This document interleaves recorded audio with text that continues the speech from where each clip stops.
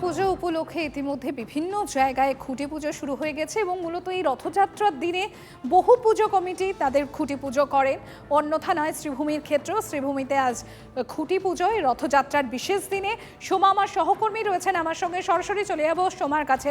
সোমা, দেখো লেকটাউন শ্রীভূমি 54 বছরে পদার্পণ করলো তাদের পুজো। আর জগন্নাথ দেবের পুজোর মধ্যে দিয়ে কিন্তু তারা খুঁটি পুজো করলো। আমি আমার ক্যামেরা পার্সন অমিতকে বলবো, অমিত একটু ছবিটা দেখাও।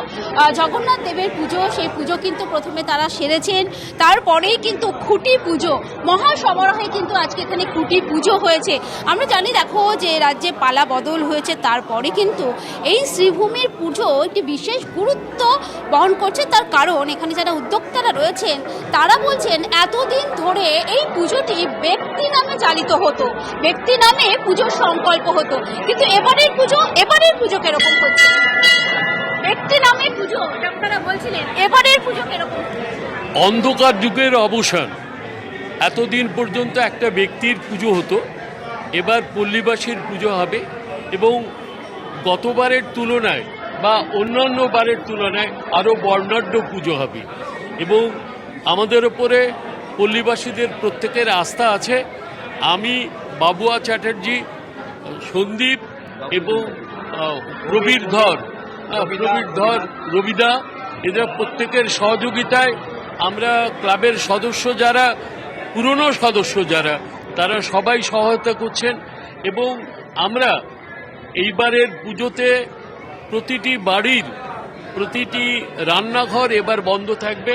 আমরা 4 দিন সকালবেলা জলখাবার, দুপুরবেলার খাবার, রাত্রিবেলার খাবারের ব্যবস্থা করব। আমাদের বৈভব কম হবে কিন্তু আন্তরিকতার অনেক বেশি বহিঃপ্রকাশ হবে।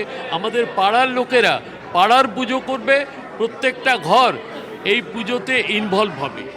একটা জিনিস সেটা আমরা দেখেছি, এর আগের পুজোগুলোতেও দেখেছি, পিতৃপক্ষে কিন্তু মাতৃ আরাধনা হয়েছে। এবার কি পিতৃপক্ষে মাতৃ আরাধনা? কোনোদিন সম্ভব নয়। পিতৃপক্ষে মাতৃ আরাধনা হয় না, মাতৃপক্ষেই মাতৃ আরাধনা হবে।